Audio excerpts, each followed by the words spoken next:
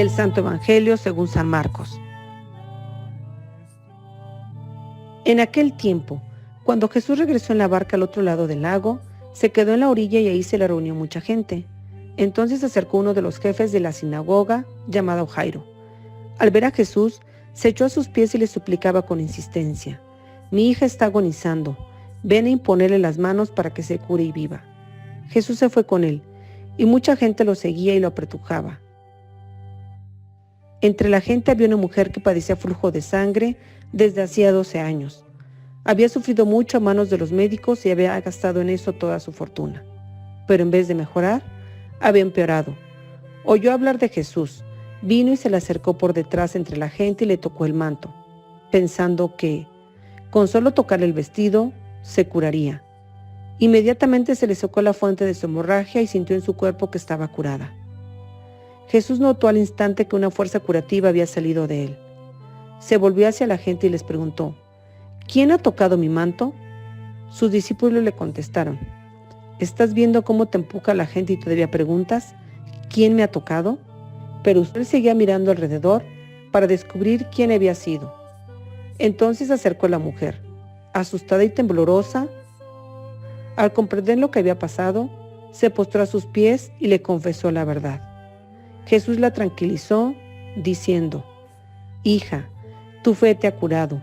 Vete en paz y queda sana de tu enfermedad». Todavía estaba hablando Jesús cuando unos criados llegaron de casa del jefe de la sinagoga para decirle a éste: «Ya se murió tu hija. ¿Para qué sigues molestando al maestro?». Jesús alcanzó a oír lo que hablaban y le dijo al jefe de la sinagoga: «No temas, basta que tengas fe». No permitió que lo acompañaran más que Pedro, Santiago y Juan, el hermano de Santiago. Al llegar a la casa del jefe de la sinagoga, vio Jesús el alboroto de la gente y oyó los llantos y los alaridos que daban. Entró y les dijo: «¿Qué significa tanto llanto y alboroto? La niña no está muerta, está dormida». Y se reían de él. Entonces Jesús echó fuera a la gente, y con los padres de la niña y sus acompañantes, entró a donde estaba la niña. La tomó de la mano y le dijo: «Talita cum», que significa: «Óyeme, niña, levántate». La niña, que tenía 12 años, se levantó inmediatamente y se puso a caminar. Todos se quedaron asombrados.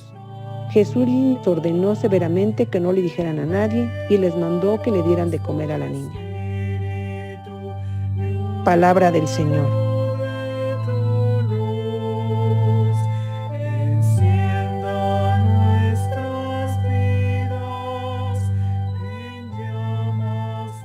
Jesús ha venido al mundo para hacer la voluntad del Padre, que es una voluntad de salvación, de vida y de amor. Jairo, el jefe de la sinagoga, va ante Jesús porque su hija está gravemente enferma. Le ruega con insistencia: «Ven y pon las manos sobre ella para que se cure y conserve la vida». Reconoce en Jesús la fuente de la vida. Jesús acepta de inmediato, con una extraordinaria disponibilidad, ir con él a su casa. San Marcos, que nos proporciona una descripción muy viva y realista de este episodio, refiere que lo seguía una gran multitud que lo estrujaba. Entre esta multitud se encuentra una mujer enferma de hemorragias desde hace 12 años y que ha sufrido mucho a causa de muchos médicos, y añade San Marcos con cierta ironía: se había gastado la fortuna sin mejorar, antes empeorando. Se trata, por consiguiente, de una mujer que sufre por una enfermedad verdaderamente tenaz y que no ha conseguido vencer. Esta mujer ha oído hablar de Jesús, de su bondad y de su misericordia, así como de su poder. Así nació en ella el deseo de aprovechar esta bondad y poder de Jesús, de ahí que, mezclada entre la multitud, se acerque a él. Según la mentalidad de los judíos, esta mujer se encuentra en un estado de impureza. En efecto, la hemorragia, como cualquier pérdida de sangre, era considerada por los judíos una impureza que se transmite a quien toque la persona enferma. Esta mujer se atreve a tocar el manto de Jesús, a pesar de que la ley de Moisés prohíbe el contacto con otras personas en caso de impureza. Piensa: con solo tocar su manto me curaré. Esta mujer demuestra tener una gran fe, una fe audaz que no busca ninguna manifestación exterior, sino que se contenta con un simple toque, y en efecto, después de haber tocado el manto de Jesús, advierte en su cuerpo que está curada. Jesús se da cuenta de este toque, se vuelve hacia la multitud y pregunta: ¿quién me ha tocado el manto? Jesús no quiere hacer un milagro que sea, por así decirlo, automático, sino que quiere establecer un contacto personal con el que lo recibe. Esto es muy importante. Los milagros son ocasiones de contacto con Jesús, de fe explícita y por consiguiente de curación no solo física sino también espiritual. Los discípulos dicen a Jesús: ¿ves que la gente te está apretujando y preguntas a quién te ha tocado? Pero Jesús sabe lo que dice. No se refiere a un toque cualquiera, sino a un toque especial que ha provocado la emanación de una fuerza espiritual capaz de curar. La mujer, atemorizada, temblorosa, se postra ante él y le dice toda la verdad. Confiesa que le ha tocado a pesar de la impureza que la afecta. Jesús le dice entonces: hija, tu fe te ha curado, vete en paz y sigue sana de tu dolencia.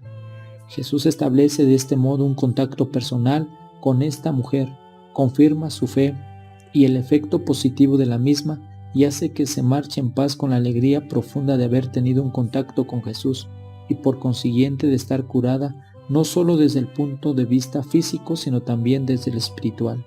Entre tanto, algunos amigos del jefe de la sinagoga vienen a decirle: tu hija ha muerto, no importunes al maestro.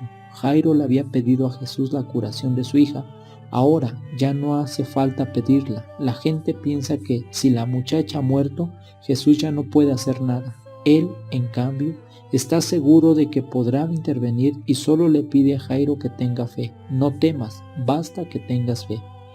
Estas palabras tienen una gran importancia para nosotros cuando nos encontramos en dificultades, cuando parece que el Señor no quiere intervenir, cuando no vemos la solución de un problema. Debemos escuchar a Jesús que nos dice: no temas, basta que tengas fe. Las dificultades deben ser ocasión de progreso en la fe y no de renuncia a la fe y a la esperanza. Así pues, Jesús prosigue su camino hacia la casa de Jairo y cuando llega ve un gran alboroto y a personas que lloran y gritan. Así es como expresan el luto y el dolor en los países orientales. Pero Jesús dice a la gente: ¿a qué viene este alboroto y esos llantos? La niña no está muerta sino dormida. Para Jesús la muerte es como un sueño y Él es capaz de despertar de este sueño. Por otra parte, Jesús no quiere suscitar un entusiasmo extraordinario por su acción milagrosa. Quiere intervenir con una gran bondad y generosidad, pero no busca el éxito. Se trata de una constante en su comportamiento. En todos los evangelios y de manera particular en el de Marcos, pide a quien ha obtenido una gracia importante que no hable de ella, que no difunda la noticia. Tras haber echado a todos fuera, Jesús toma consigo solo al padre y a la madre de la niña y a los 3 apóstoles que lo habían acompañado, Pedro, Santiago y Juan. Entra en la estancia de la niña, la toma de la mano y le dice simplemente Talita cum, que significa chiquilla, te lo digo a ti, levántate. A estas palabras de Jesús la niña se levanta y se pone a caminar. Todos fueron presa del asombro, solo Jesús permanece en calma y recomienda con insistencia que nadie dé a conocer este milagro. A continuación vuelve a manifestar su bondad y su solicitud por la niña, ordenando que le den de comer. La gente no piensa en ello, tal vez porque se ha quedado asombrada por el milagro, pero Jesús se preocupa también de estas cosas pequeñas, aunque esenciales en la vida. Podemos observar en este episodio cómo se manifiesta de una manera vivaz, aunque asimismo muy espontánea, el poder de vida que procede de Jesús. Los milagros se han contado para que nosotros tengamos fe en ese poder de Jesús. Él es fuente de vida, no solo de la vida física, sino también y sobre todo de la espiritual, de la vida creada a imagen de Dios, como dice el Génesis. Que María Santísima, Madre de Dios y Madre nuestra, interceda por nosotros para que nos aumente la fe, la esperanza y la caridad ante tantas y tantas dificultades que vivimos a diario.